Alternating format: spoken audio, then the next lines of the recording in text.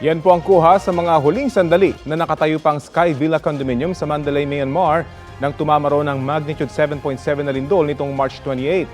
Unti-unting nagbagsakan ang ilang bahagi ng gusali habang nilalamon ng paligid ng makapal na alikabok. Sa nasabing condominium, tumutuloy ang 4 na Pilipino na ngayon nawawala matapos ang lindol. Hindi pa rin sila nahahanap. Patuloy ang search and rescue operations ng mga otoridad sa iba't ibang bahagi ng Myanmar. Kasama sa mga tumutulong sa search and rescue efforts, ang mga ipinadalang humanitarian team ng Pilipinas. Aabot na sa mahigit 2,800 ang naitalang patay sa lindol. Ilang motorista na dumaan pa rin sa EDSA busway kahit bawal ang sinita po sa operasyon ngayong umaga. Ang isa sa mga sinita, tinangkapang tumakas. Ang mainit na balita hatid ni EJ Gomez. Sa kabila ng malaking multa sa iligal na pagdaan sa EDSA busway, maraming rider pa rin ang patuloy na dumaraan dito. Ang multa, nasa 5,000 pesos. Ang isang motorcycle rider, nagtangkapang tumakas mula sa mga tauhan ng Special Action and Intelligence Committee for Transportation o SAIC. Nahabol ang rider ng mga enforcer na nakapwesto sa bandang dulo ng operasyon sa may Mega Q-Mart. Ang iba ay hindi rehistrado ang mga motorsiklo at walang dalang ORCR. Sabi ng ilang nakausap nating rider, napadaan daw sila sa EDSA busway dahil sa pagmamadali sa pagpasok sa kanilang trabaho. Sumilip lang ako, dumaan lang ako konti yung umovertake lang ako. Bumalik din ako agad naman. Late na po ma'am. Balintawak ako ma'am galing. Tapos saan pumunta? Sa Pasig. Ma'am, kasi malilate lang ma'am ako sa trabaho, ma'am. Wala tayong magagawa, ma'am eh. Bawal talaga eh. Isang kotse rin ang nahuli at natikita ng SAIC. Paalala ng MMDA, bukod sa mga bus, mga sasakyang otorisado lang ng LTFRB ang pwedeng dumaan sa busway, gaya ng emergency vehicles at ilang sasakyan ng gobyerno. Ilang tauhan naman ng SAIC ang nagmando ng trapiko para maibsan ang bigat ng daloy kaninang rush hour. EJ Gomez, nagbabalita para sa GMA Integrated News.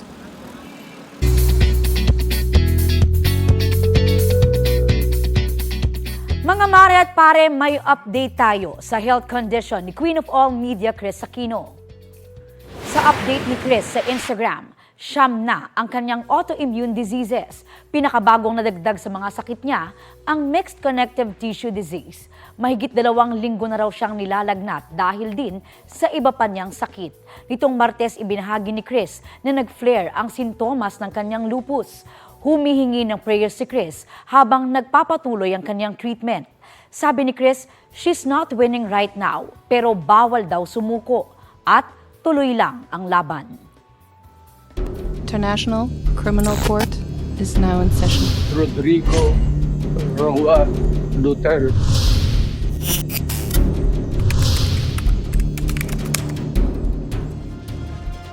Umaalma ang Amerikanong author na si Nicholas Kaufman na napagkamalang abogado ni dating Pangulong Rodrigo Duterte sa International Criminal Court. Nakausap siya ng GMA Integrated News at apela niya sa mga Pilipino. Tigilan na ang pagpapadala sa kanya ng napakaraming mensahe. Balita hatid ni Bea Pinlac. Parehang Nicholas Kaufman. Ang pagkakaiba, isang letra sa kanilang apelido. Ang isa, tumatayong lead defense counsel ni dating Pangulong Rodrigo Duterte sa International Criminal Court. At ang isa naman, American author o mayakda ng iba't ibang libro na may tema na horror at thriller. Ang author, tila nadamay sa usapin ng kaso ni Duterte online. Sa isang post, sinabi ni Kaufman na binabaha ng mga comment at message ang kanyang social media pages mula sa Filipino netizens. Kaya napapost siya para sabihin na hindi siya ang Kaufman na abogado ni Duterte. Sa panayam ng GMA Integrated News, sinabi ni Kaufman na parehong anti at pro-Duterte ang mga nagpapadala sa kanya ng mensahe. For the first couple of weeks, it was all very pro-Duterte. People thought I was his ICC lawyer and wanted to wish me good luck and give me all sorts of best wishes. This week, things changed, and the more anti-Duterte crowd found me as well, and they started sort of arguing with the pro-Duterte crowd in my comments. it blew up. It feels very invasive because it's been a big distraction, to me trying to get any work done or anything. 2 beses nang nag-post si Kaufman sa Facebook at umaapelang ihinto na ang pagpapadala sa kanya ng mga mensahe. Believe it or not, there are people who commented that they thought I was lying, but most of them said, "Oh, we know it's you. You look exactly like him," which I don't. So apparently they feel that Nicholas Kaufman from the ICC has a side gig as a writer of horror and thrillers in New York City, which is very strange. I don't understand why these folks won't listen to reason, or why they believe that Duterte's lawyer would lie to them about who he is. Ayon kay Kaufman, dati na niyang narinig ang pangalan ni Duterte, pero ngayon lang daw siya nagbasa tungkol sa dating Pangulo nang madawit na ang kanyang pangalan. Sabi ng author, kahit may naging kalituhan, hindi naman daw nito naapektuhan ang pagtingin niya sa lahat ng mga Pilipino. It has not affected how I see Filipinos in general. It has definitely affected how I might view Duterte supporters in particular. The anti-Duterte people have shown up to try to explain or to try to apologize for what's happening do seem a little more rational and sane-minded. But I have nothing but respect for the Filipino people themselves. Please stop. You've got the wrong guy. I would like for them to please just, kindly stop. Bea Pinlac, nagbabalita para sa GMA Integrated News. Para maprotektahan ang inyong puso, dapat din daw bantayan ang inyong waistline. Ayan ha. Ayon sa Executive Director ng Philippine Heart Association na si Dr. Avelino Aventura Jr., 33 hanggang 34 inches lang dapat ang waistline ng mga babae. 37 inches naman para sa mga lalaki. Kapag daw obese, mas nahihirapang mag-function ang puso na posibleng magresulta sa heart failure at iba't iba pang mga sakit. Bukod po sa waistline, sinabi rin ni Dr. Aventura na dapat ding bantayan ang inyong blood sugar, presyon at body mass index.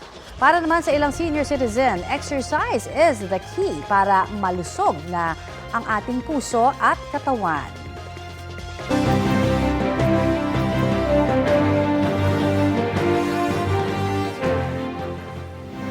Alam ba ninyo na maging sa political dynasty may payat, mataba at ubis din? Ayon sa isang pag-aaral na inilathala ng Ateneo School of Government, may tuturing na payat ang isang political dynasty kung sunod-sunod na mga membro ng iisang pamilya ang nanunungkulan sa pwesto. Fat o matabang dynasty kapag 2 membro ng pamilya ang magkasabay na nanunungkulan. Obese o sobrang tabang dynasty naman daw kapag 3 o higit pang magkakaanak ang sabay-sabay na nakaupo sa pwesto. Kaya panawagan ng ilang grupo sa Korte Suprema, obligahin na ang Kongreso na magpasa ng batas laban dyan. Balita nga din ni Tina Panganiban Perez.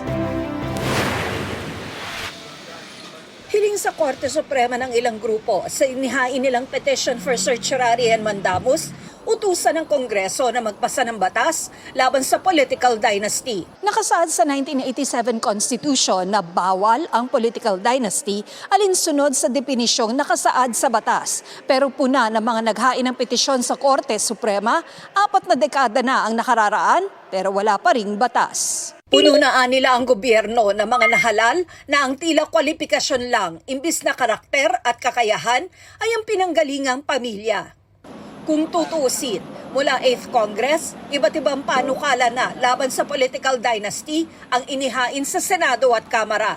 Ngayong 19th Congress, naghain sina Senator Grace Poe at Robin Padilla ng magkahiwalay na panukala sa Senado, habang si Kabataan Party List Representative Raul Manuel sa Kamara. Lahat nakabinbin sa komite. Long overdue na task ng Kongreso na isabatas yan. Siyempre dahil sa pag-dominate ng mga political dynasty sa legislative branch natin, kaya hindi talaga yan sumusulong.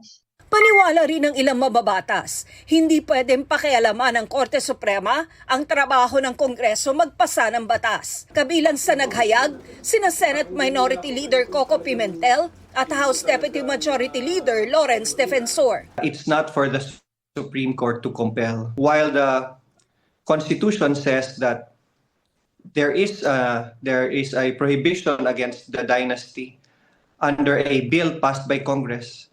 It does not state a timeline when Congress will pass it. Duda rin ng isang political scientist sa pagkukusa ng Kongreso na magpasa ng batas kontra political dynasty. Lalo't 8 sa 10 kongresista ay miyembro ng political dynasty base sa pag-aaral ng Philippine Center for Investigative Journalism. Kung iaasa lang po natin sa Kongreso ang pagpasa nitong panukalang ito, it's like asking Dracula to guard the blood bank, no? So talagang it's alam po natin ang Kongreso po ay cesspool of political self-interest, no?